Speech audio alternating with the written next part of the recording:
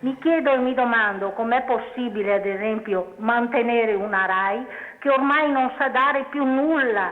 Non sarebbe più logico tenere il nostro canone, caro Luca Zaia, in Veneto e magari darlo alle nostre TV locali che sono in difficoltà, quelle TV locali che veramente fanno il pluralismo?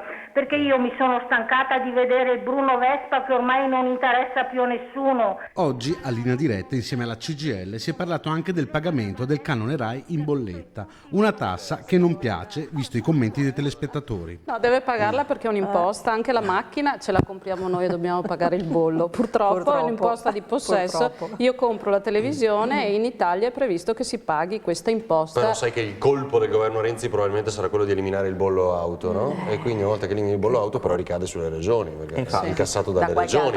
No, quindi lui taglia ma taglia le regioni in realtà. Quindi, però a noi cittadini chiaramente farebbe molto comodo. Chi non ha il televisore può evitare il pagamento in bolletta. Ecco come. Chi non ha il televisore può fare l'autodichiarazione o un familiare residente con lui. Cioè qua io autodichiaro che né io né altri familiari abbiamo un televisore. In quella residenza, diciamo, per quella bolletta elettrica. Sì, non ho nessun Quindi televisore. questo bisogna farlo entro il 30 aprile. 30 aprile, l'invio telematico. Allora, con raccomandata, ok. Dove trovo questo modulo? Si trova nel sito dell'Agenzia delle Entrate.